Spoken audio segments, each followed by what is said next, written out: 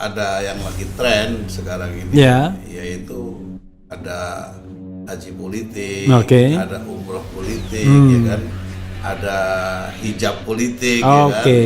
Ini mendadak jadi kadrun, ya kan, mendadak jadi kadrun, tiba-tiba pakai sorban.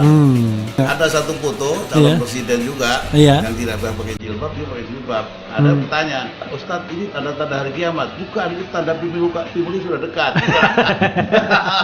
Akhirnya saya mundur, lalu kemudian digandeng sama Haji Rhoma Irama bikin partai Idaman, Islam Damai Aman. Kemudian ketika proses calon peserta pemilu verifikasi faktual, kita ya dijegal di situlah. Karena kalau dibandingkan dengan partai-partai yang lain sebetulnya kita lebih lengkap, tapi karena dianggap kita ini ancaman, ya akhirnya kita gagal. Kenapa ancaman? Karena dianggap kan rupanya Islam ini kan basis Islam. Ustadz Abdul Somad, beliau Islam, saya Buddha. Tapi saya marah betul. Bukan bela Ustadz Abdul Somad. Saya nggak pernah jumpa Ustadz Abdul Somad. Tapi saya marahnya, alasan penolakan dia ini nggak pas. Karena dia datang Singapura itu sama keluarga mau piknik. Lu nggak boleh tolak. Alasannya dia penceramah radikal apa. Nggak boleh, itu penghinaan terhadap warga negara Indonesia. Saya begitu lihat itu, saya merasa merah putih kita yang terganggu. Saya bilang, kita harus tolak, jangan injek lagi Singapura. Kita bukan harus bawa bom ke sana. Oke, kalau lu nolak satu orang ini merupakan simbol merah putih. Siapapun warga negara Indonesia yang nggak salah, kita harus bela. Oke, kalau lu nggak minta maaf sama Abdul Somad sama pemerintah Indonesia, kita nggak mau injek lagi di sana. Saya bukan apa ya, walaupun Singapura itu tapaknya. Singapura itu kan Lee Kuan Yew, sekarang Lee Hsien Loong, saya Lee Hsien Loong, satu marga. Tapi saya lebih milih belain Ustadz Abdul Somad. Jadi kita rakyat jangan ke bawah dukung inilah, dukung itulah. Mulai kampanye pasang baleho. Jangan, KPU-nya kudu efisien, efektif, presiden threshold harus 0. Karena itu dasar bertentangan dengan Undang-Undang Dasar 45. Masih mau dijalanin. Ya mau jadi apa nih negara?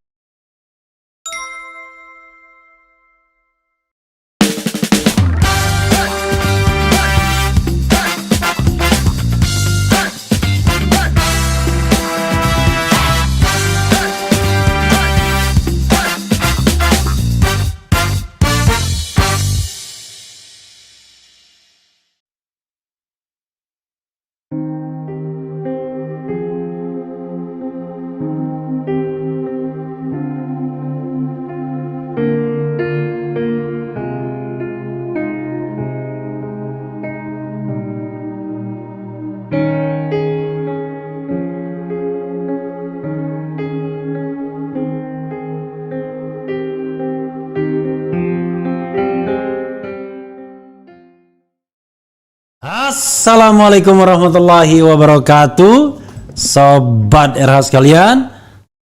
Jumpa lagi kita di channel yang keren ini. Keren cadas. Di depan saya sudah ada dua narasumber kelas berat, ya kan? Satu dari arah Timur Tengah. Satu dari arah timur asing, ya. Timur asing kan, ya? Timur Tengah sama timur asing kan, ya. Ya.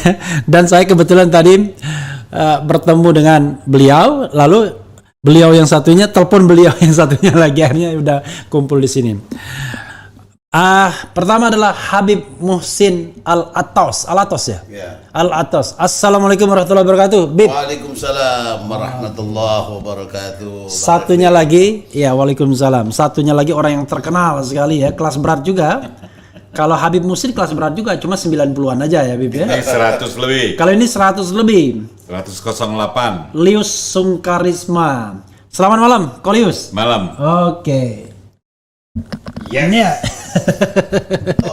Mungkin orang tanya, loh kok bisa ketemu Kolius dengan Habib Muhsin? Jadi kita sama-sama ke MPR ya. Ke MPR itu ya beraudiensi lah dengan pimpinan MPR dari Koalisi Aksi Menyelamatkan Indonesia. Pulangnya karena saya bingung mau pulangnya gimana, ya kan? Yang anak saya nggak saya lihat-lihat, tiba-tiba ada Habib Muhsin. Saya bilang, Bib, ke tempat saya aja, Bib. sambil menyelam minum air. Tempat saya, Bib. Kita podcast ya. Temanya apa? Udah, pokoknya gampang kalau tema ya kan. Rupanya kau tahu pas di tengah jalan di mobil, Habib telepon Koh kan? Saya nggak tahu ada janji sebelumnya. Ada, memang mau kongko-kongko, udah lama ketemu. Ya udah, akhirnya saya bilang udahlah suruh aja Kolius ke sini, kita kongko-kongko. Terus terang saja, saya juga mau bingung nih mau ngomong apa ini ya kan? Tadi waktu ngomong sama Habib Muhsin, Bib, kita ngomong macam-macam aja Bib. Soal toleransi, soal apa? Karena Habib ini kan punya beberapa jabatan tuh. Yang jelas yang paling serem, yang biasa dibilang wah intoleran ya kan? Radikal. Beliau ini mantan ketua umum FPI. Tahun berapa, Bib? Terakhir 2013. Sampai sebelumnya? Sebelumnya 2012. 1 tahun aja? Iya. Jadi 2012-2013 berhenti gara-gara masuk partai politik. Ya, ada tawaran. Ada tawaran dari partai politik. Tawaran surga. Angin surga ya. Dan beliau ini rupanya satu universitas sama Habib Rizik, King Saud University. Fakultas apa, Bib? Fakultas Pendidikan. Riyadh. Jadi kalau Kolius pernah ke Mekah ya, suatu saat mungkin itu Mekah dan Riyadh itu cuma 1000 km tuh. Tapi peradabannya beda banget. Satu tempat Ka'bah ya kan? Beda lah auranya. Kalau ini kota modern ya Riyadh ya. Iya, sekarang kota modern. Udah fashion show apa-apa udah ada lah. Dan Universitas King Saud ini itu sendiri dibangun PBB ya. UNESCO ya, UNESCO yang bangun gitu. Dan jangan pasti Arabnya lancar, ya kan? Oke, saya ingin memulai dari Habib Muhsin dulu. Karena ini biar adil, saya tanya apa sih yang sekarang sedang dipikirkan soal bangsa, negara atau apa aja. Jadi nanti dari situ kita akan coba mencari crossingnya gitu. Silakan, Habib. Ya. Terima kasih. Ya. Kalau saya sekarang ini yang saya prihatin adalah masalah kedaulatan bangsa.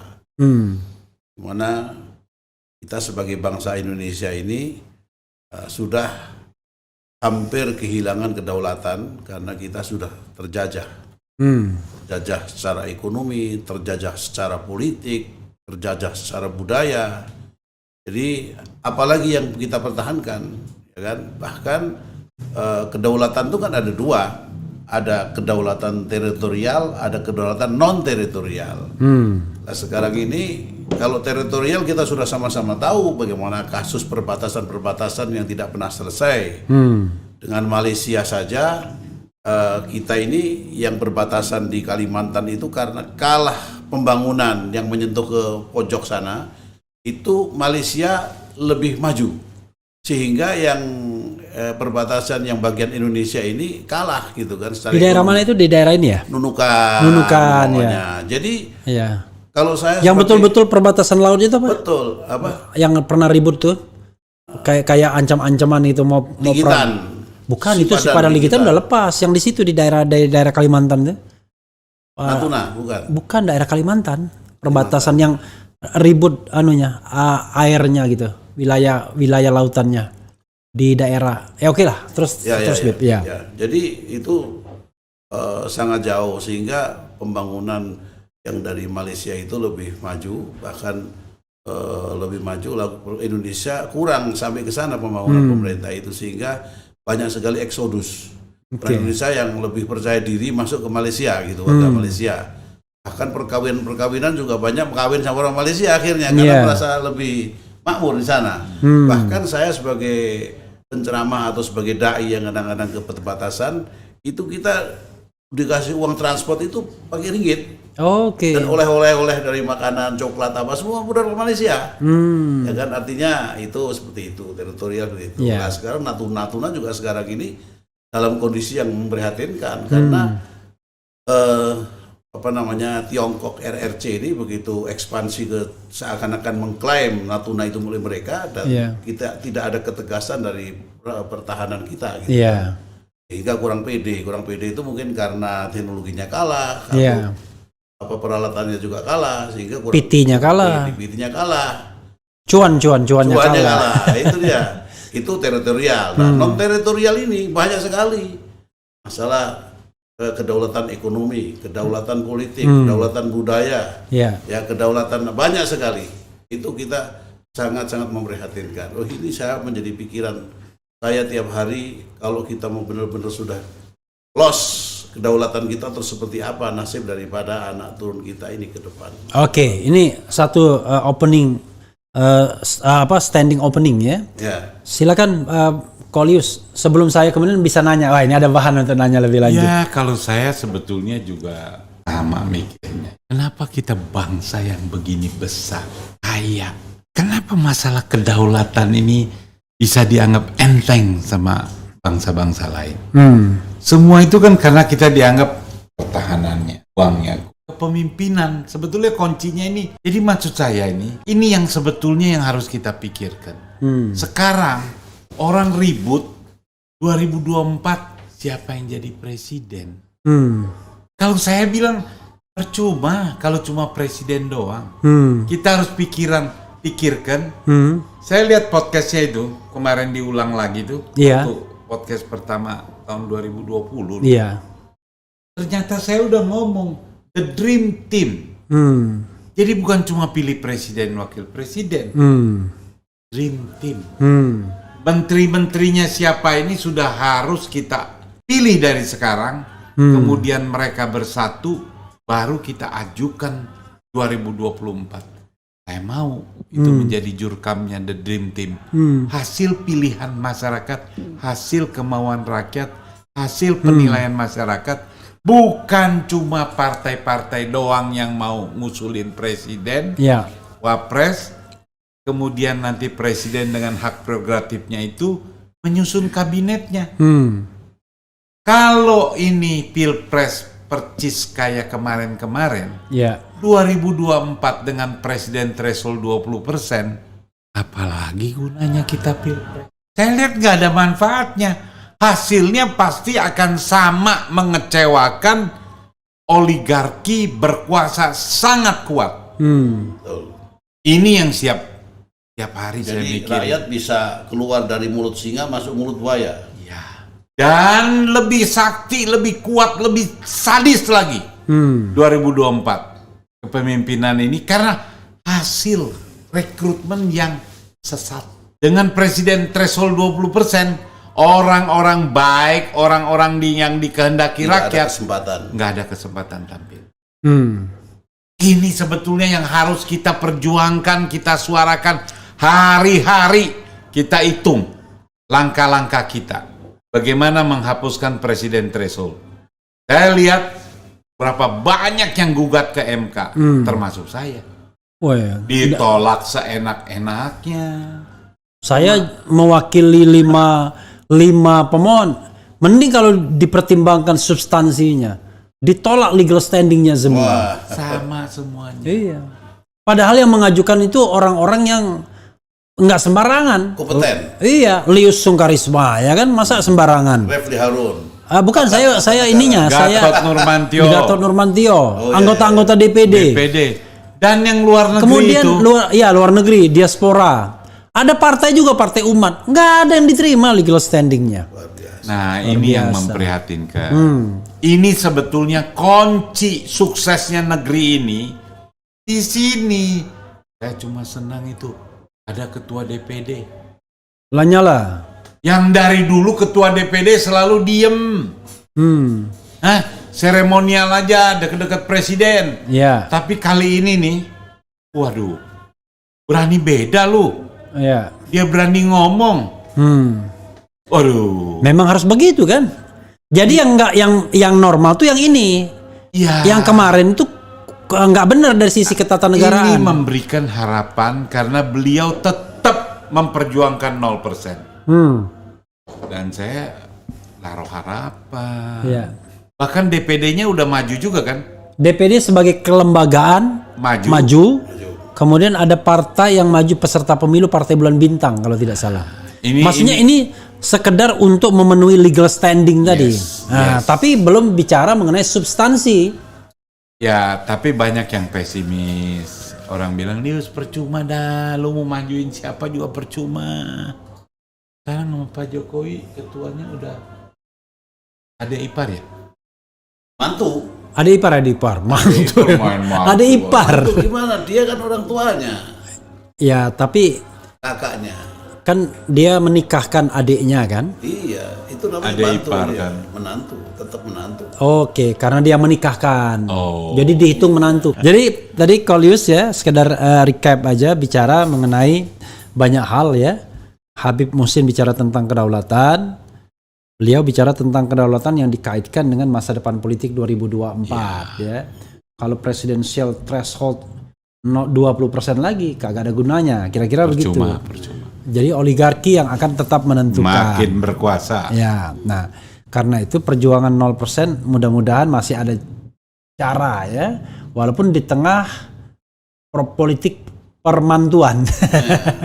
Habib, apa yang mau dikomentari lanjut, Bib? Ya, akhirnya saya paling gampang. Adalah saya lempar-lempar aja. Lempar-lempar. Silakan, Bib. Saya kira ini memang ada yang lagi tren sekarang ini, yaitu ada haji politik, ada umroh politik, ya kan, ada hijab politik, ya kan. Tiba-tiba ini mendadak jadi kadrun, ya kan, mendadak jadi kadrun, tiba-tiba pakai sorban, tidak tiba-tiba yang tak biasanya pakai sorban datang ke masjid pakai apa dan itulah. Katanya itu cuma politik. Itu tanda-tanda bahwa pilkada sebentar lagi kemarin tuh ada atau pilpres sebentar lagi biasanya. Ada satu foto calon presiden juga yang tidak pakai jilbab, dia pakai jilbab. Ada bertanya, apakah ini Ustadz ini tanda hari kiamat? Bukan, itu tanda pemilu sudah dekat. Jadi kalau sudah orang menyuarakan sholat subuh berjemaah bareng, itu tanda-tanda pilkada sudah dekat. Tapi oke lah, kita bicara hal yang lebih substantif ya. Saya ingin mengklarifikasi soal Habib dulu, Kolius ya. Silakan. Karena Habib ini tokoh yang pasti para haters ya kan mengatakan, waduh lagi-lagi kadrun ini yang diundang ya kan. Kalau beliau kadrun sejati, kalau Kolius kadrun varian baru.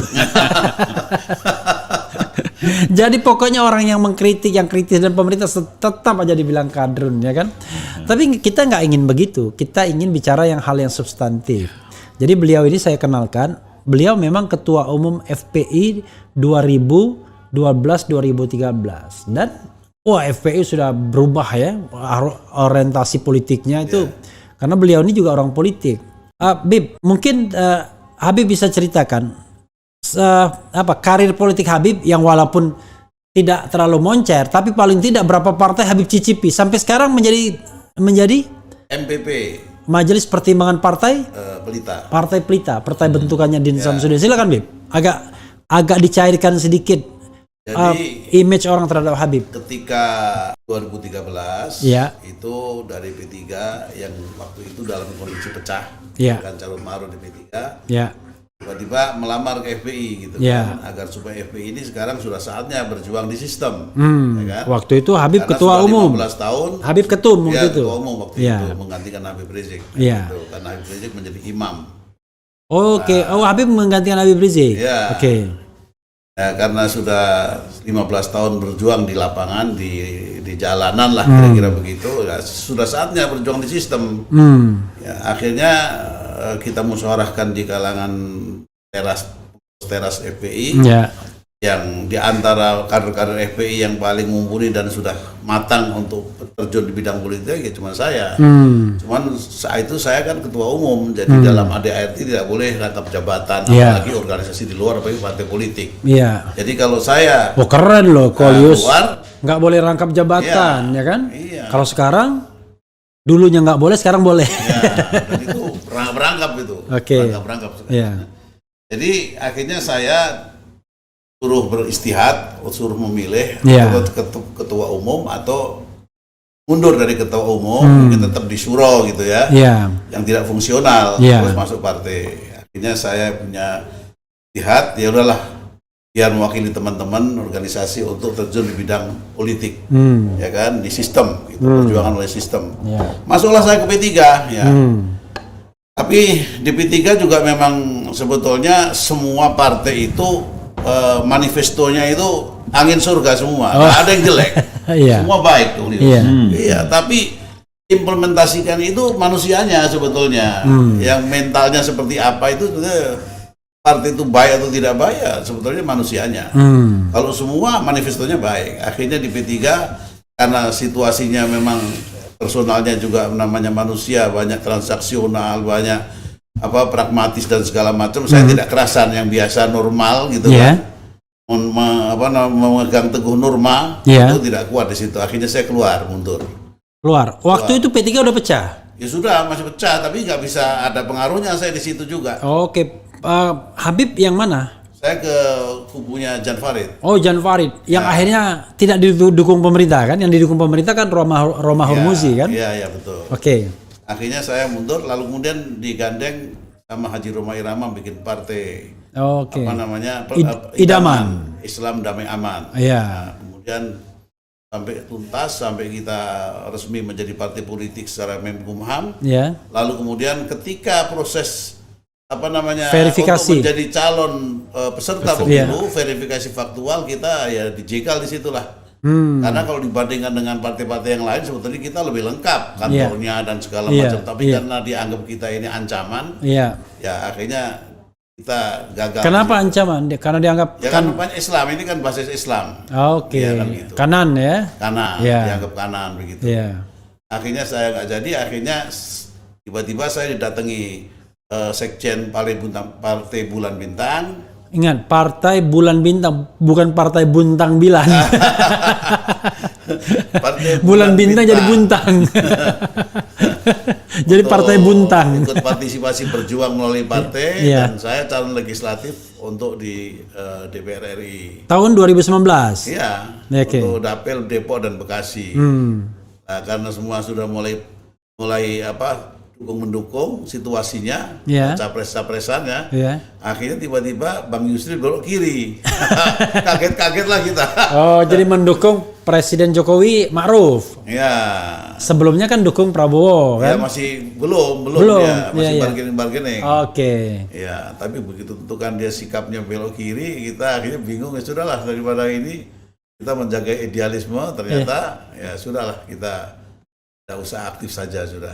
Oke, jadi tetap tercantum sebagai caleg, tapi saya menyerahkan tidak usah milih saya. Iya.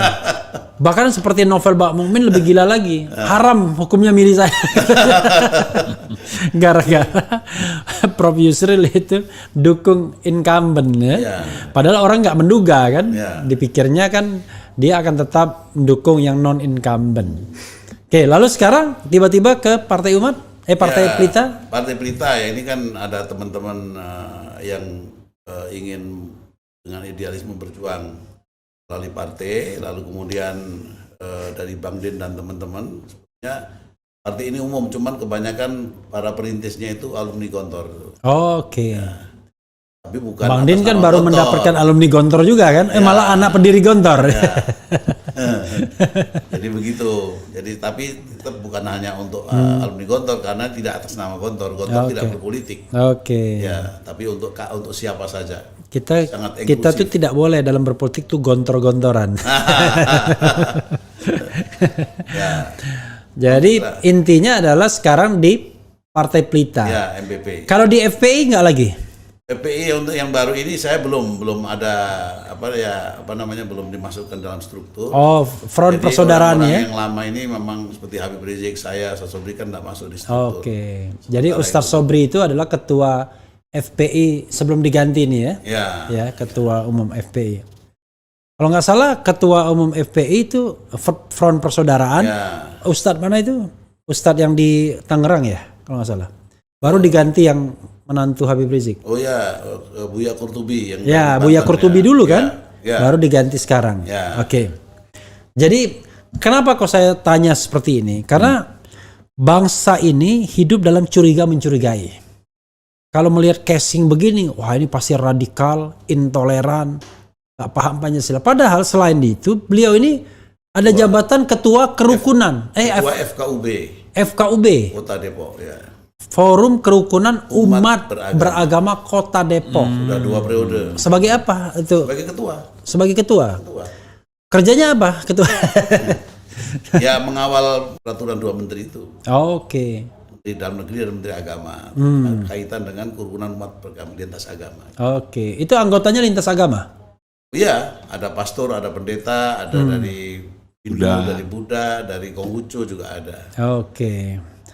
Dan beliau nggak alergi berdekatan dengan Kolius, ya kan? Ini sudah lama ini Udah. teman lama. Saya Perjuangan pertama anti-korupsi. ke FPI, Iya. beliau ketua umum. Oke. Oh, yang Kolius pernah cerita dulu? Yes. Oke. Datang. Waktu Oke. itu dialog tentang Rohingya. Nah, Iya. betul. Munarman sekjen ya. Ya, Ah. Sekum. Sekum. Ya. Jadi disitulah saya tahu dan puasa tuh. Saya ingat benar kita makan kormanya gede-gede. Oh, enak tuh korma gede-gede. Oh, luar American. biasa. Hah? American. Oh, American korma. Jadi disitulah saya tahu Hah? itu sebetulnya bilang FPI apa-apa itu nggak benar. Ternyata setelah kita jelaskan semua bisa mengerti dan terus jadi sering berdialog dengan FPI. Dulu kan mereka kan mempermasalahkan Buddha kalau nggak salah ya, bahwa Rohingya itu karena adanya sentimen agama Buddha. agama Buddha. Ya. Tapi kau jelaskan kayak apa waktu itu? Saya bilang, mohon maaf, kalau orang Buddha potong leher orang itu nggak mungkin. Potong leher ayam aja nih, dia mau makan, suruh dia potong sendiri, nggak berani dia. Disuruh orang, baru dia masak. Iya. Jadi yang potong leher orang itu biasanya orang yang gak kenal agama, komunis. Iya, iya. Tentara yang terlatih. Oh, di situ Habib bilang, oh kalau gitu kita nggak musuhan sama yang Buddha di sini. Iya, iya. Saya bahkan waktu itu ke Duta Besar Myanmar tuh. Iya. Diundang makan, tapi Habib bilang Duta Besar Myanmar untuk Indonesia. Ya, untuk Indonesia. Oke. Diundang makan, ada undangannya, saya sampaikan ke Habib bilang udah wakilin saya aja lah. Jadi di situ dialog itu penting. Dan sejak itulah saya selalu kalau orang bilang FPI nggak benar, saya bilang lu dirugiin apa sama FPI? Coba lu jelasin. Karena Habib juga waktu itu bilang kalau ada yang dirugikan laporkan. Habib Rizik maksudnya? Iya, nggak ada perintah untuk meres apa-apa, nggak ada. Nah disitulah mantap. Saya tanya teman-teman, iya sih Lius, nggak ada yang dirugikan.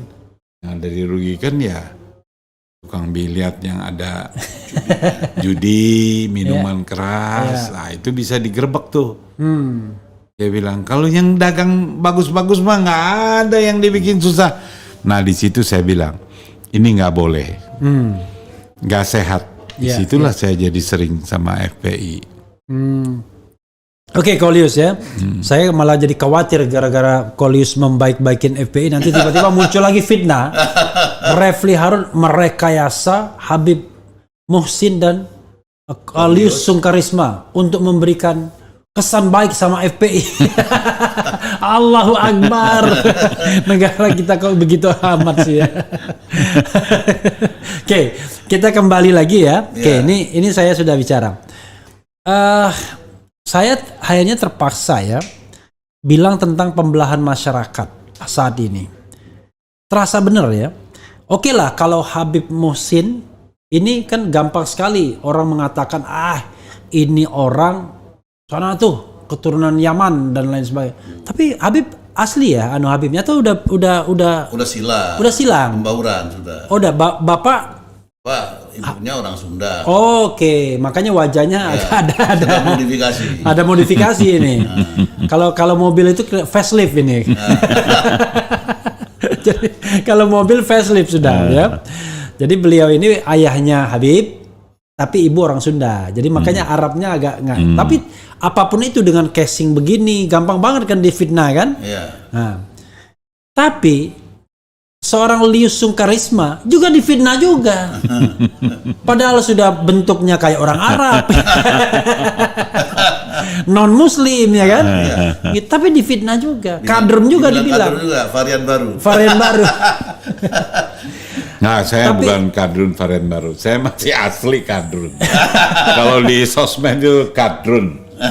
Saya ada laporin tuh ke polisi. Waktu saya di karaoke, teman ulang tahun, saya joget-joget gitu. Dia kasih captionnya, Ustadz Kadrun lagi on. Saya ke Bareskrim itu. Iya. Bareskrim lama nggak mau bikin LP, saya bilang panggil komandan. Ini bukan dansa-dansa saya, joget-joget saya. Caption ini menurut saya ini bahaya. Dia tulis Ustadz Kadrun lagi on. Padahal yang joget Kolius. Iya. Dan nggak ada. Lu boleh bilang begitu. Loh, saya nggak pernah. Seumur hidup saya nggak pernah tuh nyobain. Kan kalau on itu kan ekstasi. Oke, sih. Saya bilang nggak ada, ini fitnah jahat ini.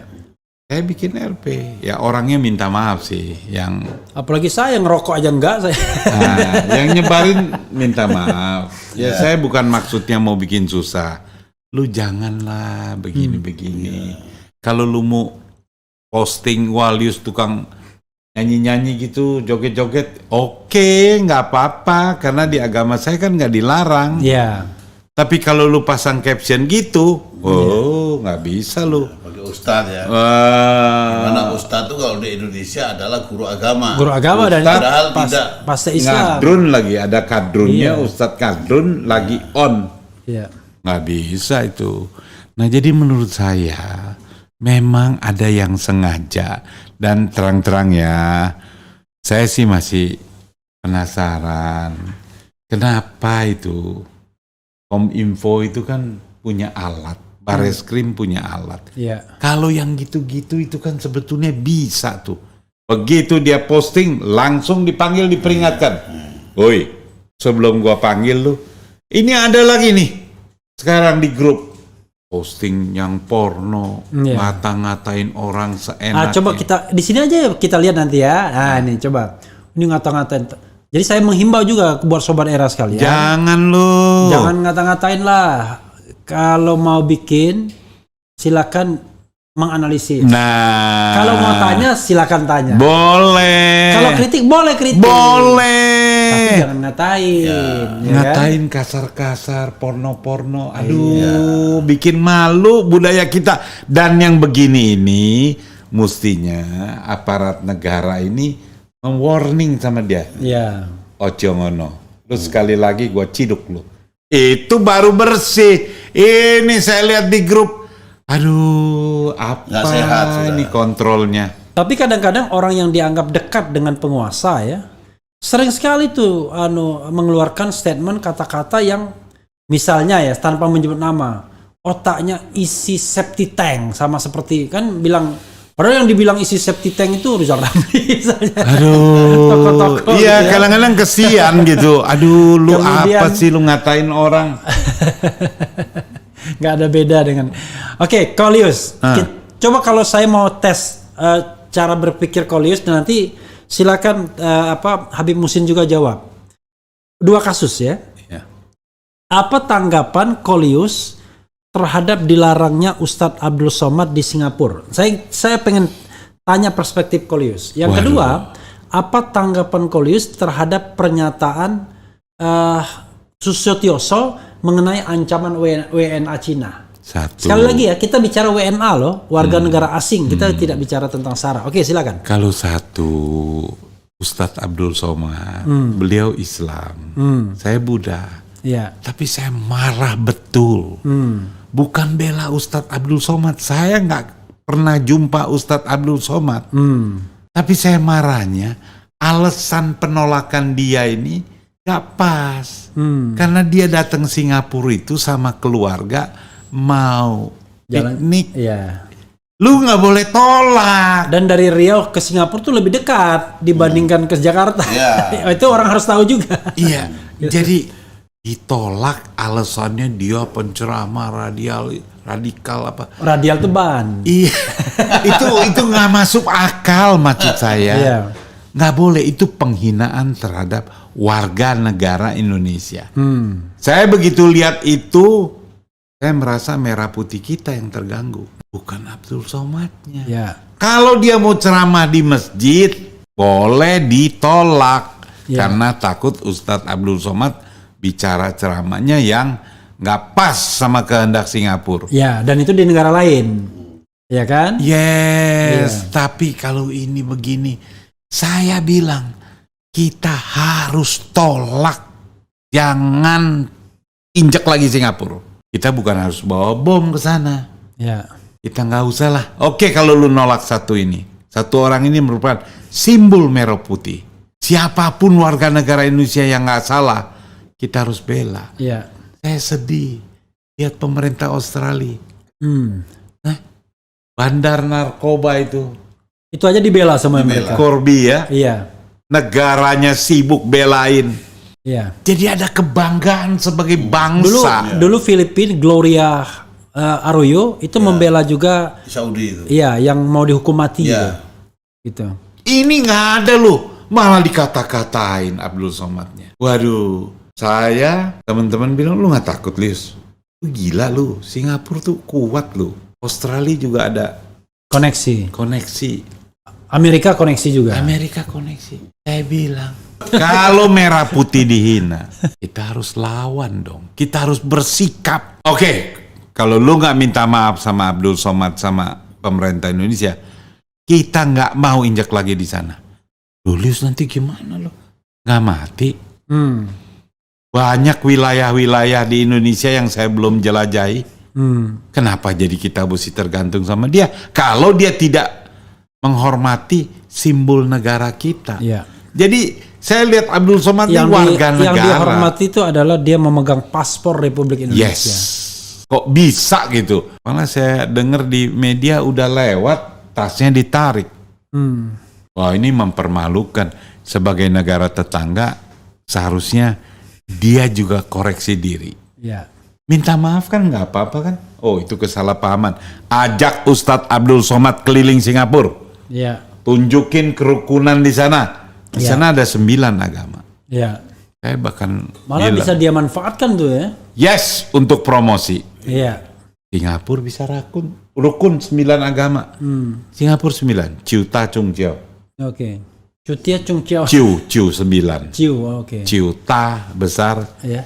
agama Chung Jiao. Oke. Jadi harusnya dimanfaatkan begitu supaya kita orang Indonesia juga happy dan belajar. Ya. Bagaimana supaya rukun. Tapi kalau begini, ini penghinaan. Kalau dibiarin sih, saya bukan apa. Walaupun Singapura itu, bapaknya Singapura itu kan Lee Kuan Yew. Lee Kuan Yew, ya. Sekarang Lee Hsien Loong. Ya. Saya Lee Hsien Loong. Sama, Satu marga. Oh, jangan-jangan masih kerabat dekat. Tapi saya lebih milih belain Ustadz Abdul Somad. Dengan resiko.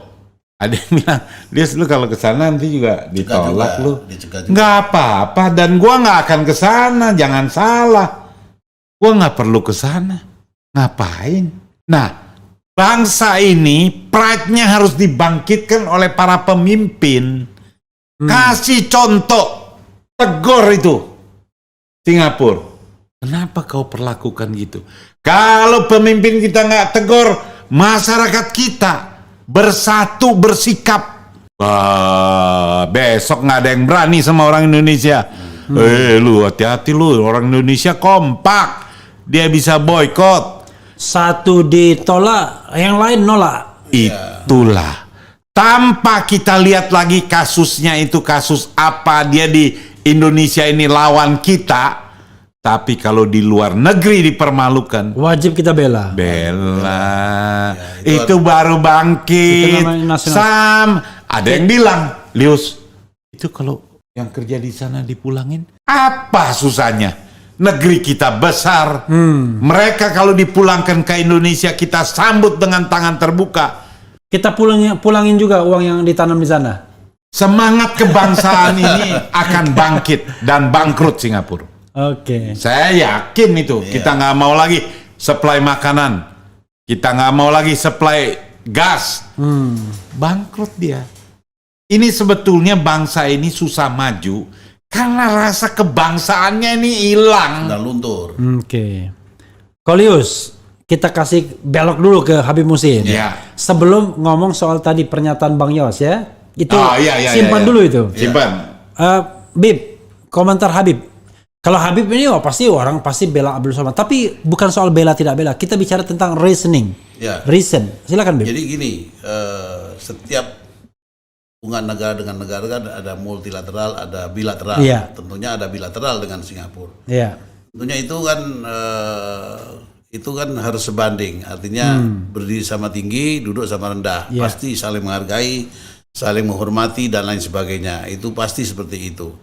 Tapi sebetulnya apa yang dilakukan oleh Singapura itu mestinya disikapi itu sebagai penghinaan terhadap harkat dan martabat sebagai bangsa Indonesia, ya kan? Iya. Ya, karena walaupun itu Abdul Somad itu ustadz atau Islam atau apa itu tidak penting. Yang penting itu dia sebagai bangsa Indonesia. Iya. Oleh karena itu maka dia juga berhak sebagai bangsa Indonesia, sebagai warga negara Indonesia, berhak untuk mendapat pembelaan dari pemerintah. Itu. Tapi yang miris itu Ustadz Abdul Somad sendiri ketika nanya kepada di perbatasan itu, petugas bukan bea cukai, imigrasi mengatakan kenapa nggak kemarin dikasih tahu sehingga saya nggak akan masuk ke sini kalau memang tidak boleh. Dia bilang ini baru dapat jam 1 jam yang lalu. Oh ada kiriman dari Jakarta, ada pesan lah. Kalau ini itu kan saya nggak tahu ya. Berarti begitu ya. Itu begitu pengakuan daripada Ustadz Abdul Somad seperti itu. Mudah-mudahan nggak salah kutip karena Ustadz nggak ngomong begitu sama saya.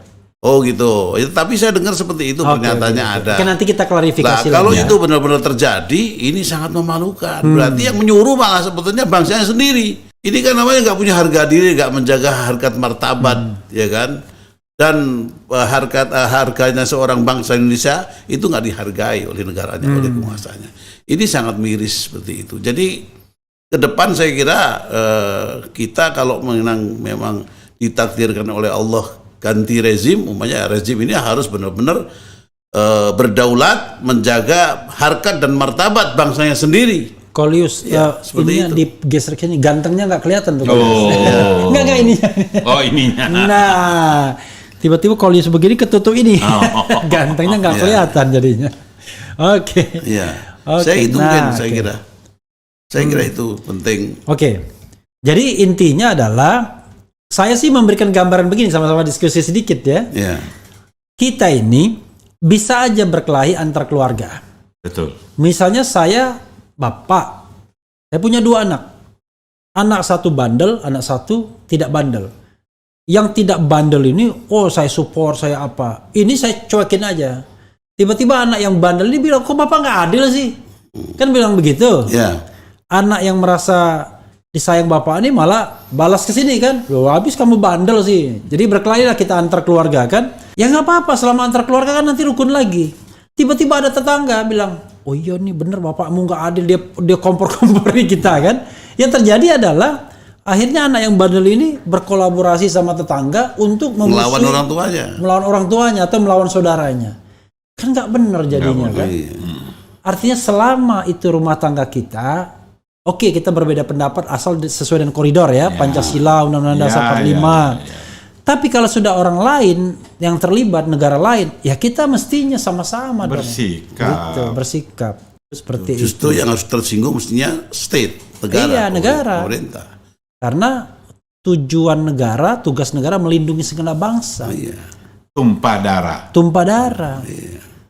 Dan dia adalah warga negara Republik Indonesia yang sah. Itu yang saya lihat. Nah, itu sobat era sekalian, itu soal paradigma bernegara yang kadang-kadang kan orang nggak mau pahami. Susah kalau kita bicara suka dan tidak suka. Enggak, kita nggak bicara suka dan tidak suka, tapi bagaimana paradigma bernegara ini diletakkan. Besok bisa aja Kolius, ya kan? Besok bisa saja sih. Waduh, kalau Ustadz Abdul Somad bisa digituin, apalagi saya. Jadi ini tradisi politik yang tidak bagus, Pak Rafli, di Indonesia ini. Kalau mestinya kalau orang itu sudah jadi pejabat, menjadi presiden kah, menjadi gubernur kah, atau bupati atau apa, dia harus ketika dia mencalon mesti ada faksi-faksi, ada yang dukung, ada nggak dukung. Ketika dia sudah jadi, dia harus cair. Semua adalah warganya yang dilindungi. Betul. Tapi kalau masih membawa, dulu nggak dukung saya, ini dulu, itu repot gitu. Itu pecah belah itu. Jadi partai politik itu nggak dewasa, cuma political vehicle. Begitu sudah jadi, malah saya ingin malah begini kok. Barangkali besok kita perlu buat undang-undang. Kalau sudah jadi pejabat, paling tidak presiden, menteri, gubernur, bupati, wali kota, dilarang aktif di partai politik lagi, harus berhenti dia dari partai politik. Cakep itu. Bagus itu. Karena dia kan akan berpikir untuk rakyatnya, bukan untuk pendukung. Saya kira nggak ada salahnya itu. Memang wah ini kan nggak lazim. Ya nggak lazim di negara lain yang justru kita punya ciri khas. Karena governance kita itu kan masih payah. Kadang-kadang kan kepentingan partai sama kepentingan itu. Jadi Anda kalau sudah terpilih sebagai kepala daerah, presiden, menteri, Anda harus keluar dari partai politik. Keren itu Bang. Keren. Sehingga orang nggak mikir lagi kan. Kalau sekarang ini gimana coba? Menteri, ketua umum partai politik, separuh mikirin partainya, separuh mikirin menterinya. Begitu menjelang pemilu, menterinya nggak dipikirin lagi. Hanya partainya aja. Gitu kalau cita-cita itu baru bisa tercapai. Ingat loh, undang-undang yang bikin DPR. Nggak bakalan itu orang DPR setujuin. Karena 9 ketua umum partai ini bilang, "Woi, itu usulan Refri Harun jangan sampai gol ya." Karena dia takut. Dia lagi nikmatin berkuasa sebagai 999 penguasa Republik ini. 9 partai politik, 9 anggota MK, dan 9 naga. Ini dia yang ngatur. 9 naga ini bukan semuanya orang Tionghoa ya. Orang pikir naga Tionghoa ya. Ada juga naga Sosro kan. Naga Sosro Sabu Inten. Itu singkatan. Apa? Apa tuh? Nogo Sosro Sabu Inten, dalam sejarah kan itu keris, nama keris. Iya. Tapi itu dijadikan simbol daripada komunis. Oh ya? Waduh. Itu naga kan Cina. Dari Cina sampai ke Surabaya, sampai ke Jawa. Naga Sosro Sabu Inten, Serikat Buruh Internasional. Waduh, itu baru tahu tuh. Saya pikir keris doang. Jadi, kalau Naga Sosro apa? Dari Cina sampai ke Jawa. Nogo Sosro itu Jawa. Sabu Inten, Serikat Buruh Internasional. Jadi sekarang Naga Sosro loh. Jadi kan simbol itu. Kolius. Kita satu lagi kok ya, soal yang terkait dengan tadi Bang Yos hari-hari belakangan ini dipersoalkan juga. Agak kecewa itu, karena Bang Yos nggak pernah saya dengar itu dari awal dia jadi Danrem, Pangdam sampai jadi gubernur, nggak pernah dengar Bang Yos itu rasialis. Bang Yos tuh nasionalis dan tentara tulen. Dia Kopassus, dia ikut perang di intelijen lama.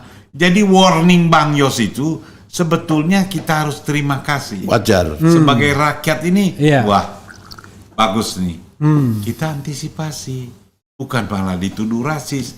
Dan yang saya ngeri ya yang nuduh dia anggota DPR, Charles honoris. Satu lagi Sis Grace Natali. Oke, ini kan ini udah menyebut nama ya, tapi itu sudah diberitakan di media saya lihat pernyataan itu ya. Udah gitu. Ada. Jadi kalau saya pikir ya Grace Natali maupun Charles honoris memang lagi top lah. Apalagi Charles ini kan duitnya banyak kan, anggota DPR. Itu saya nggak tahu. Waduh. Oke, gitu. Itu another story. Maksud saya lagi hebat. Tapi kan muda. Kalau Bang Yos diginiin, rasanya kita ini yang orang Tionghoa juga nggak enak gitu. Kurang punya adab. Ya, kalau ngomong itu ntar kita. Tapi yang paling penting adalah kita harus pastikan yang dimaksud dengan Bang Yos itu adalah WNA. Warga negara asing. Itu jelas. Ya. Kalau kita dengar pidatonya, dia tidak bilang tentang Tionghoa, orang Tionghoa di sini. Ya. Itu kalau menurut saya itu jelas. Ya.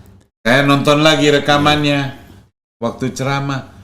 Nah, ini kan maksudnya orang pendatang, pekerja-pekerja yang dikhawatirkan nanti punya KTP dan udah ada kejadian itu, bukan nggak ada. Banyak yang cerita. Banyak yang udah nyata satu KTP bisa 12 juta, 15 juta itu. Bahkan yang ngomong ini Menteri Kabinet Jokowi. Nah, maksud saya warning ini harusnya kita berterima kasih. Ini ada lagi nih yang mengingatkan kita bagaimana antisipasinya. Malah disuruh minta maaf. Menurut saya sih itu ya bisa kualat itu, Pak. Karena apa? Bang Yos di kejadian Mei, beliau itu gubernur. Itu kalau bukan Bang Yos keliling siang malam itu di tempat-tempat orang Tionghoa yang kena kerusuhan, menyemangati. Kerusuhan Mei dulu ya? Iya. Beliau yang menyemangati. Kalau ada yang ganggu kamu berarti ganggu saya. Itu orang Tionghoa semangat. Pak, boleh nggak Pak? Ini kita ganggang, kita bikinin pagar. Boleh. Padahal nggak boleh. Bang Yos bilang boleh karena supaya bangkit kepercayaan diri sebagai bangsa dan ada pelindungnya. Makanya kerusuhan Mei boleh bilang cepat itu pulihnya. Padahal kerusakannya dahsyat. Nah, Kolius nggak merasa waktu itu? Posisi Kolius di mana? Saya waktu itu bendahara umum KNPI. Oke. Saya keliling, saya kaget. Saya kaget nggak bisa berbuat apa-apa. Kok di ibu kota? Bendung waktu itu ya? Bendahara umum. Ketuanya siapa? Maulana Isman. Oke, anaknya Hayono ya? Ya, oke. Anaknya bukan Hayono, anaknya Isman. Oh, sorry. Hayono kakaknya. Oke, saudara Hayono Isman. Yes. Iya. Ibu kota negara bisa kejadian kerusuhan yang begini. Ini ada yang nggak benar. Nah, tapi saya lihat benar Bang Yos ini berperan aktif membangkitkan semangat. Dan temannya Bang Yos semua orang Tionghoa. Bikin partai bendahara umumnya orang Tionghoa. Cing-cing tuh.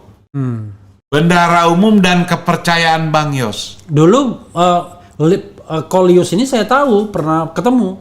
Dulu dia bikin partai juga, Partai Reformasi Tionghoa Indonesia. Itu 98. Begitu kerusuhan 13 Mei, saya bikin 5 Juni. 5 Juni 19. Iya. Saya bikin partai, deklarasinya di gedung KNPI. Parti itu? Yes. Iya. Ketua umum bilang, wah kok bikin di situ? Kan kita udah rapat bahwa gedung ini boleh dipakai oleh orang-orang yang reformasi. Saya tanya, saya punya jiwa reformasi nggak? Diam dia. Jadi itu saya bikin partai bukan buat ikut pemilu. Saya mau nunjukin sama bangsa ini, walaupun kita dibikin kerusuhan yang begitu dahsyat anti orang Cina, tapi kita nggak akan lari. Oke, artinya ada nasionalismenya ya. Kita mau bangun partai politik, kita mau dialog. Kristianto Bisono bilang, Dius, lu dulu waktu Baperki aja cuma 1 kursi. Iya. Lu sekarang harap apa? Gua nggak harap kursi, tapi gua harap dengan partai ini, gua bisa berdialog dengan semua komponen bangsa. Bahwa orang Tionghoa nggak sejelek yang mereka pikir.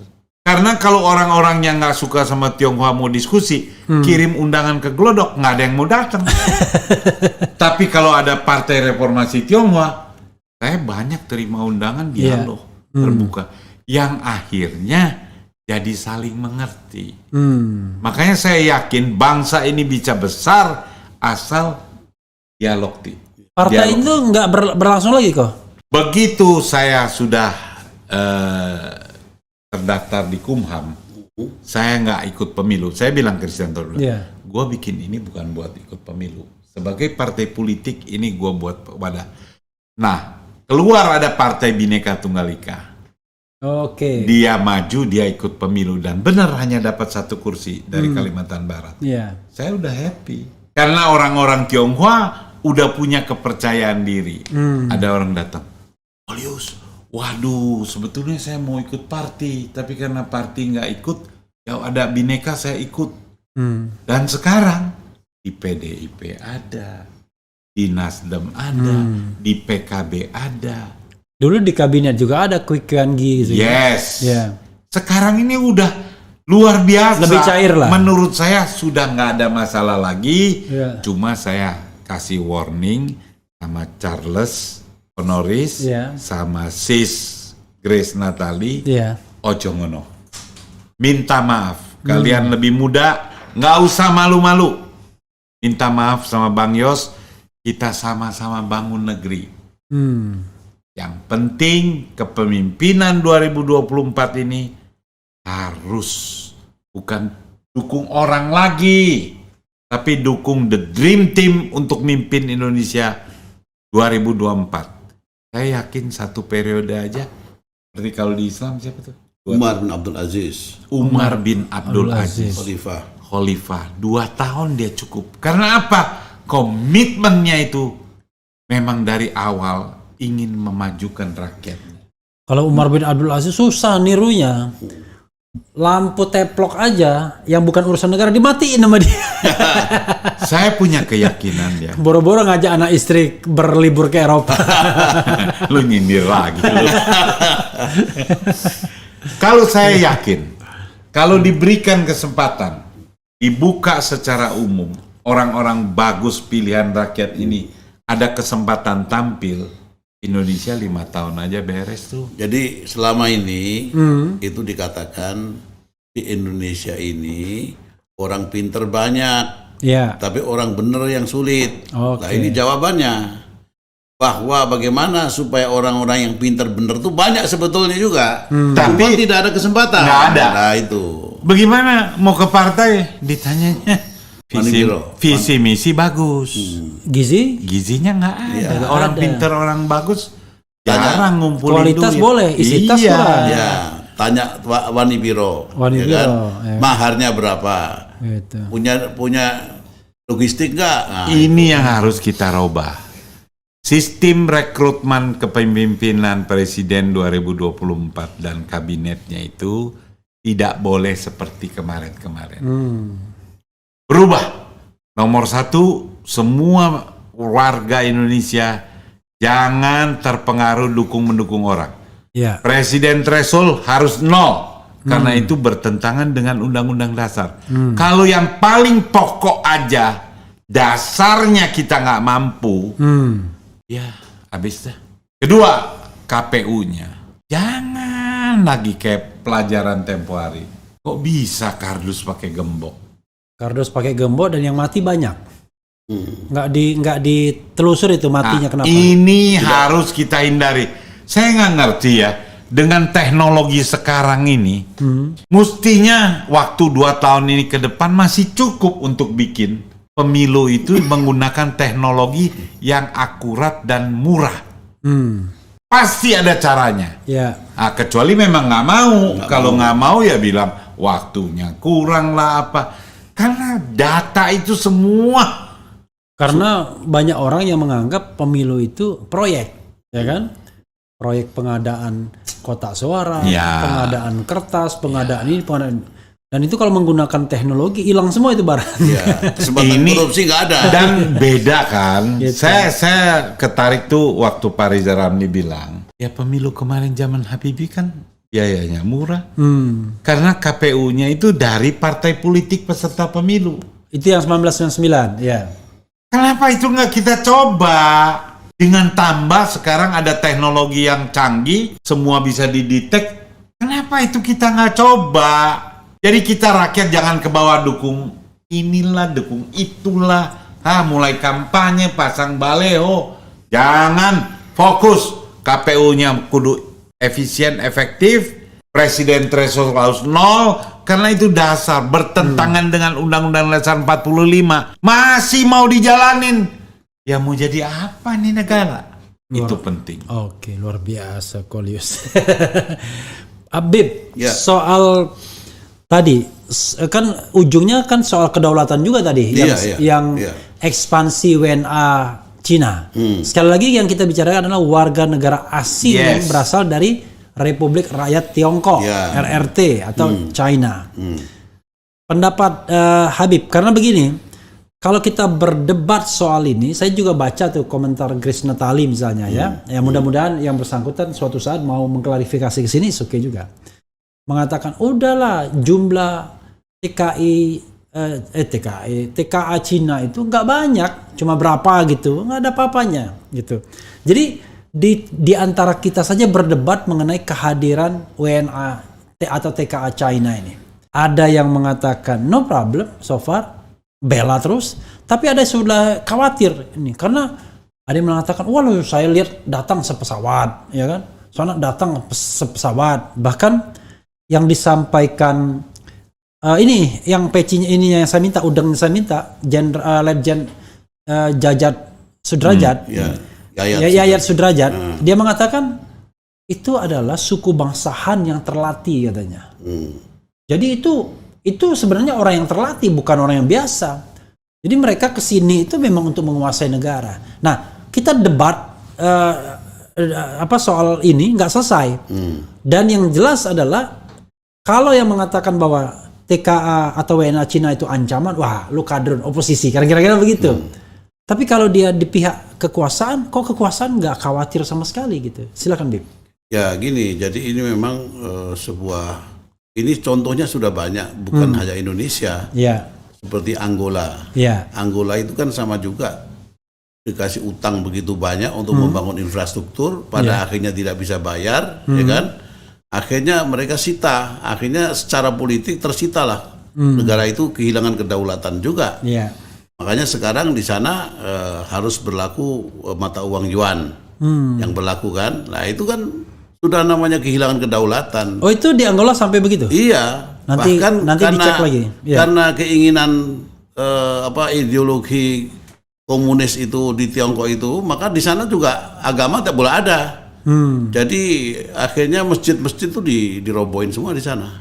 Di Angola. Angola tinggal pertama persyaratan kalau mau tetap di Angola, maka dia harus keluar dari Islam, menganut agama lain, ya. Lalu atau dia keluar dari Angola. Ya, kalau Angola itu negara Islam tuh, Bib? Banyak mayoritas Islam penduduknya, tapi masyarakat lemah di sana kan. Itu gara-gara seperti itu. Ini kan banyak, bukan hanya Angola.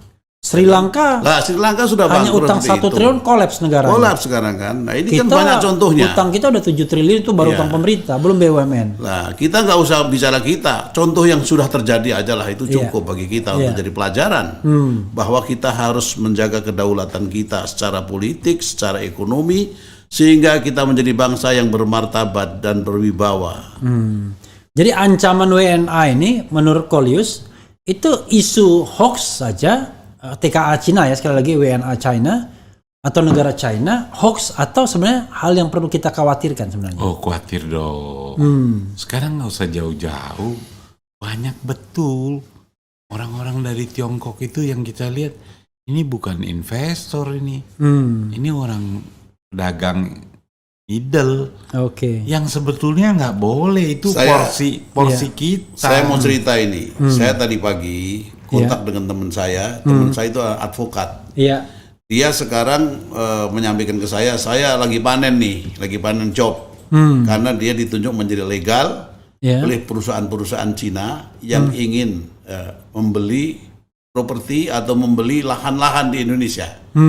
Ya, jadi sekarang ini dia mendapatkan job sebagai legal sekaligus satu paket dengan notarial juga, membeli tanah di Jawa Tengah. Ada yang 50 hektar, ada yang beli 100 hektar, ada yang pokoknya di Pekalongan, di Cirebon, di Indramayu, ya kemudian di mana Bumi Ayu, sekitar Jawa Tengah sana lah yang UMR-nya masih murah, UMR-nya itu. Nah ini kan dia berpikir satu sisi saya untung, saya banyak job nih sekarang Beb. Tapi sisi lain saya berpikir nanti anak cucu saya bagaimana kalau ini semuanya sudah mereka semua. Itu bagaimana? Padahal itu hak karena undang-undang memang mendukung. Legal itu. Nah kalau semua orang datang ke sini asing dengan membawa perusahaan membeli tanah memang kalau tidak salah dulu orang asing tidak boleh memiliki properti. Makanya dulu pinter dia kawini orang lokal, lalu dia beli properti atas nama istrinya, kan gitu. Sekarang undang-undang membolehkan orang asing memiliki properti itu, gitu. Makanya sekarang ya langsung aja dia beli properti tanpa harus menggunakan nama orang lokal, gitu. Betul. Nah itu kan kelihatan bahwa kita kurang melindungi bangsa kita hanya demi ibaratnya investasi yang shortcut lah, ya kan, demi cuan yang shortcut gitu. Seolah tidak ada lagi cara lain kecuali kita membuka kedaulatan kita asal cuan masuk. Ya, jadi undang-undang dan hukum itu bisa dibeli di Indonesia. Iya. Ini sudah bukan hoak lah, sudah nyata. Banyak sekali pihak-pihak yang ingin menguasai Indonesia atau punya perusahaan tertentu, umpamanya dia beli undang-undang, pesan undang-undang, tolong bikin undang-undang begini, wani biro, begitu. Termasuk omnibus law, iya. Minerba juga. Ngeri. Jadi memang tidak punya kedaulatan sebetulnya. Coba kita bacakan beberapa komentar ya, tapi komentar-komentar yang kira-kira cuma kerjanya menghina apa ya, nggak usah kita bacakan, ya kan? Tapi juga yang terlalu kasar terhadap kekuasaan jangan dibacakan juga ya. Oke, apa ya? Tapi nggak ada yang bisa dibacakan. Ada bilang ini kan negara ini sudah diambang kehancuran, ya kan? Nah, ada bilang Rafli harus bayar berapa lagi buat konten hoax? Jadi kalau misalnya saudara sekalian ada yang bilang begini, menghina bapak berdua ini. Iya, itu pertama, keterlaluannya. Pertama, mereka ini lebih senior dari saya, ya kan? Pengabdiannya jauh lebih panjang dari saya. Jadi kalau saya dibilang membayar mereka, waduh, bukan saya yang terhina, mereka yang merasa dihina gitu ya. Iya. Ya kita kesian sama yang begitu ya. Saya jadi cuma lihat gini. Saya ketarik gitu kemarin waktu wawancarain ketua Dewan Pers. Oh ini Profesor Azumardi Azra. Iya. Itu saya ketarik betul. Ya. Beliau bilang diperlukan reformasi jilid kedua yang damai. Ini mungkin salah satu kunci ya. Ya, itu sama dengan Pak Jimli juga. Itu menarik. Bisa nanti saya bisa ulang. Aduh. Kita harus mendorong itu ya. Pak Jimli sama Pak Prof Azumardi Azra mimpin. Dia punya ide ini luar biasa. Bangsa ini baru bisa diperbaiki kalau 2024 kelamaan. Sekarang reformasi jilid 2 yang damai. Nah, kita kongkoin Pak Jokowi. Pak Jokowi, kita mau reformasi jilid 2 yang damai. Konsepnya adalah Bapak udah 7 tahun, jangan mau didorong-dorong lagi untuk 3 periode. Karena kaget juga tuh, ada yang mau bikin kaos tanggal 1 Juni ini. Iya. Pak Jokowi mau datang kemana tuh? Datang kemana? ND ya? ND. Ada kaosnya 3 periode. Aduh, udah belum mau selesai dia mulai lagi. Ini kan bikin gonjang-ganjing terus. Padahal kalau dia tegas mengatakan, jangan coba-coba. Jangan. Atau dia larang kan? Ih, gampang sekali. Kan kalau ada bendera-bendera, misalnya bendera apa dilarang tuh. Kaos begitu harus dilarang. Karena itu kan makar konstitusi kan? Ya. Nah, itu yang berbuat yang di belakang itu adalah orang-orang via-via yang memang mempunyai ambisi-ambisi yang sangat tidak Kalau terbatas. beliau belum memang selesai. bilang, saya nggak mau tetap 2024, atau kalau Pak Jokowi lihat ini ruwet terus, ribet terus, pimpin ini reformasi jilid 2 yang damai. Ada Pak Jimli, ada Prof Azumardi Azra, dua-duanya profesor, kumpulin tokoh-tokoh, apa-apa yang mesti kita perbaiki. Presiden threshold 0. bikin perpunya. Korupsi gimana caranya? Sikat. Kalau saya pikir KPK hanya nangkepin aparat penegak hukum yang korup. Ya. Kejaksaan, kepolisian, dan hakim. Ya. Ya, fokus aja sini. Kalau ini udah bersih, Lincewe aja bisa ditangkap. Iya. Cuma itu kata orang pesenin news, itu bukan jaksanya yang jago. Tapi saya punya keyakinan bahwa orang kejaksaan ini banyak juga yang idealis, banyak yang jago, cuma nggak bisa apa-apa. Politik ini belum memberikan arah. Tapi kalau sekarang KPK nangkepin jaksa yang nggak bener, polisi yang nggak bener, dan hakim yang nggak bener, sekali lagi yang nggak bener ya kan? yang nggak bener, yang bener yang nggak didukung. Yang bener itu suruh nangkep koruptor di DPR, di masyarakat, itu tangkepin. 2 aja itu, 3 mafia tanah. Kalau yang dengan SK nguasain ribuan hektar, Rocky Gerung yang di bawah 100.000 meter aja mau digusur, mau disikat. Nah ini nggak benar. Ini harus, jangan terus udah rame terus Rocky Gerung diem. Yang lain itu kan banyak yang kena kasus kayak Rocky Gerung. Negara harus hadir. Nah ini dibahas di Reformasi Jilid 2 yang damai. Yang ide ini menurut Prof. Azumardi. Bukan, ini Prof juga kan? Oh iya. Provokator. Artinya apa? Banyak orang pinter. Ngerti kan artinya Reformasi Jilid 2 yang damai? Artinya nggak usah nunggu 2024, kelamaan. Saya yakin Pak Jokowi juga mau pimpin Pak Jokowi. Tapi dia evaluasi dulu pembantu-pembantunya yang kira-kira korup ya kan? Copot semua. Jadi Jokowi ini tinggal 2 tahun ini balik badan memperbaiki bangsa ini ya. Ke rakyat. Ya. Yang jadi masalah pawangnya Pak Jokowi mau atau enggak, itu aja. Loh, bukan soal mau nggak mau, ini kekuatan rakyat. People power yang digunakan bukan untuk rubuhin Jokowi dan mengadili Jokowi, tapi untuk memperbaiki bangsa ini. Yes, itu bisa dan nggak ada yang rugi. Jokowi happy. Kecuali koruptor yang rugi.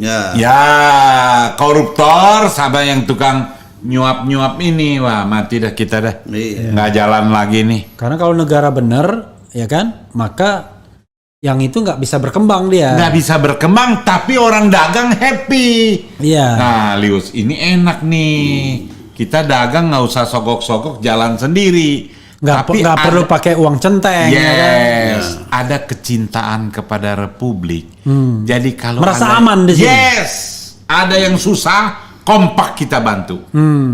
Kenapa? Kita udah merasa sebangsa dan setanah air. Kita senasib sepenanggungan. Itu yang harus dibangun, bukan bangun jalan tol, bukan bangun bandara. Itu perlu juga, tapi itu yang lebih penting tadi, membangun manusia dan kebersamaan. Yes, itu mentalitas kedewasaan berpolitik, ya kan? Itu penting. Jangan sampai kalau dikritik, ya kan, tiba-tiba orang kriminalisasi. Nah, itu paling nggak boleh lu. Bayangkan, saya bilang, saya ini nggak jahat ya, kritis iya, tapi nggak jahat, nggak pernah nyolong uang negara dan lain sebagainya. Tapi justru itu yang ditakutkan oligarki itu kok. Nah, inilah oligarki ini kita lawan sama-sama. Ini musuh yang sangat serius. Ya. Bisa kena korban semua yang sekarang diem aja juga nanti besok lu kena bagian lu. Kecuali lu nggak mau mikirin negara, biarin aja dah lu. Ya jangan begitu dong. Pak Jokowi ini harus aktif selagi dia masih berkuasa. Tapi kalau dia diem aja, nah itu sinyalemen warning dari Rizal Ramli juga penting itu. Kalau sampai rakyat marah kan bisa kayak Korea kan, kita nggak mau juga. Sebab Pak Jokowi saya kenal tuh orang baik. Dulu kan tim sukses juga Kolius. Oh iya, jadi gubernur saya itu dukung Jokowi Ahok jadi presiden 2014. Kita bikin posko di Cokro Aminoto 100. Pasang baleho gede-gede. Tapi 2019 ya Kamsia Jokowi cukup 1 periode. Pilih Prabowo. Bukan mengecewakan. Kita tahu udah mentok. Ilmunya udah habis. Kayak kungfu tuh udah habis jurusnya. Jurusnya udah habis, problem belum selesai. dijadiin lagi satu periode. Akhirnya ya kayak gini nih. Kayak gini dia nggak punya pegangan. Lalu bayangin ekspor batu bara dilarang, tapi Luhut jalan terus, nggak jadi. Itu pawang itu. Minyak goreng larang ekspor. Saya udah pikir wah turun dah harga. Nggak turun, tetap 50.000 per. Dibuka lagi sama nggak turun juga. Nah ini namanya ilmunya udah mentok. Jadi silat tuh dia udah begini sama nggak kena. Perlu cari yang lain. Kalau yang jago kan sekali jatuh, jatuh. Bilang mau reshuffle. Nggak reshuffle. Karena inilah, udahlah jangan salahin lagi. Karena ini udah sejarah udah begini. Kalau kita terus mau ribut terus, ya akhirnya jadi Singapura berani kurang ajar. Negara-negara lain anggap enteng kita. Tapi kalau kita solid bersatu, alah semua bilang, hati-hati lu jangan ribut sama orang Indonesia. Kompak dia. Walaupun agamanya beda, kompak tuh. Kuat orangnya. Kagak bisa dibeli. Kalau sekarang bilang, dari Indonesia. Gampang Indonesia mah. Bisa diatur. Nih yang penting lo bayar. Itu yang menyakitkan hati. Ya, seperti saya kalau banyak ngomong sama orang bilang, Indonesia mah gampang, semua bisa diatur. Kita sakit hati. Mending juga. kalau dia bilang Indonesia, Indo dia bilang, orang Indo gampang. Indon. Bukan nah, masa Indo kita mau begini Indon. sih? Ya saya kira tugas Prof. Refli juga ya. Enggak dong, tugas Kohlius. Sekarang Kohlius tuh pengalaman banyak dan orasi luar biasa. Cukup memukau. Dengan gaya teatrikalnya itu kan. Tadi saya sampai duduk diplototin Kohlius. Jadi Prof. Azumari Azra sama Prof. Jimli. Enggak, maksudnya gini, banyak orang-orang waras ya di yang barangkali bisa mendesain negara ini, ya kan? Asal dia less interest, nggak punya kepentingan syahwat politik yang tinggi kan. Nah, Pak Jokowi misalnya bentuk tim itu, ya kan? Bentuk tim reformasi jilid 2. Yes. Apa yang dia rekomendasikan jalankan, ya kan? Walaupun barangkali harus motong sana, motong sini, apa boleh buat. Karena daripada negara ini makin belok nggak karu-karuan, korupsi makin tinggi, ya harus ada keberanian dari pemimpin kan. Pemimpinnya harus memulai. Kalau pemimpinnya nggak mulai, ya biasanya akan ada inisiatif gelombang dari rakyat. Kalau pemimpinnya yang mulai, maka akan terjadi yang namanya revolusi damai atau reformasi damai. Keren kan? Ya kan. Tapi kalau yang mulanya dari bawah, wah itu sulit terkendali. Gitu. Akan muncul orang kuat biasanya yang akan mengambil alih pemerintahan. Kayak sejarah-sejarah dunia kan. Oke, tidak terasa ya, kita sudah 1 jam setengah ngobrol ya. Dan kalau mengenai komentar-komentar biarkan nanti dibaca sendiri Kohlius ya kan. Yang memuji dibaca, yang memberikan kritik dibaca, tapi yang ngatain nggak usah. Nggak ada. Biar menguap aja. Iya, menguap saja, tak ada manfaatnya. Oke, closing statement, Bib. Namanya closing statement di Refli Harun Channel itu boleh 2 jam. Silakan ke sana, Bib.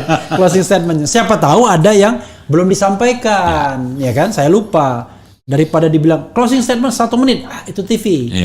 Di channel closing statement 2 jam, silakan. Silakan, Bib.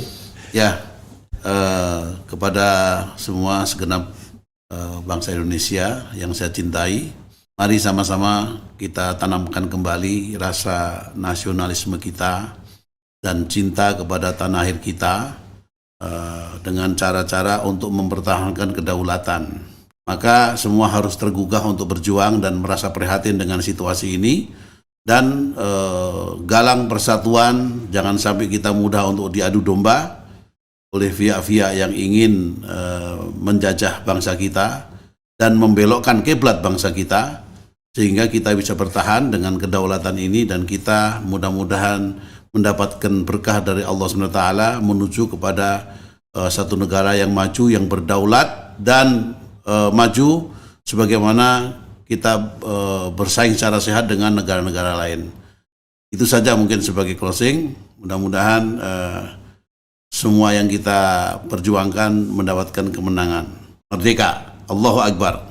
Merdeka. Kolius, silakan Kolius. Saya pikir sama ya, kita udah dengar closing saya nggak beda jauh sama Habib Muhsin. Jangan pernah bilang nggak bisa. Nggak ada yang nggak bisa, kecuali kita nggak mau. Jadi harus sangat serius memperhatikan kondisi negeri yang sudah. Satu lagi tuh, Pak Tri Sutrisno itu kemarin kasih wasiat sama Pak Lanyala. Waduh, saya kenal Pak Lanyala nggak nyangka tuh. Ternyata kakeknya juga pejuang ya. Oh iya. Nah, ini tanda-tanda bagus. Artinya Pak Lanyala selaku ketua DPD ini mendapat wasiat dari Pak Tri Sutrisno sebagai orang yang kita tahu mendukung Jokowi dan sangat sepuh. Beliau punya pengalaman sebagai wakil presiden, panglima TNI. Ini harus jadi, kita jangan terus iri. Ini penyakit kita juga nih. Kita yang lain-lain ini kalau satu lagi maju, kita nggak dukung. Mesti semua yang merasa ingin negeri ini maju, berani bilang, gua nggak usah jadi presiden. Yang penting negara ini maju, gua udah happy. Nah ini yang kurang. Saya lihat nih kalau dia lagi top, ada yang ganjel. Ada yang nggak mau dukung, ada yang usil. Ini nggak boleh. Semua yang menginginkan negeri ini baik dan perubahan, duduk bersama, bergerak bersama. Ide reformasi jilid 2 ini, jangan dipikir kita mau jatuhin Jokowi. Justru kita mau ajak Jokowi, manfaatkan kekuasaan Bapak yang 2 tahun lagi ini. Jangan pernah mau tergoda oleh orang bilang, tambah lagi perpanjangan 3 periode. Buang itu Pak. Tegur itu. Jangan mengacaukan konstitusi yang sudah mengatur presiden 2 periode. Itu aja saya kira. Dan jangan pernah bilang nggak bisa. Karena nggak ada yang nggak bisa. Kecuali kita nggak mau. Terima kasih. Iya, sahabat era sekalian. Luar biasa ya.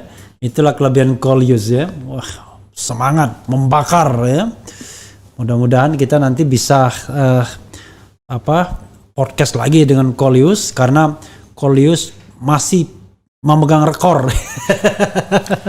sebagai yang narasumber yang saya podcast yang paling banyak ditonton sampai saat ini. Kolius. Itu penting, banyak yang belum tahu tuh. 4,4 juta sampai Kolius protes sama saya. Bukan saya yang protes. Nah, orang lain. Kok di bumpernya kok nggak ada ini gambar Kolius. Oke. Saya kok nggak ada. Nanti kita ubah bumpernya. Karena bumpernya itu dia biasanya bumpernya itu untuk best statement.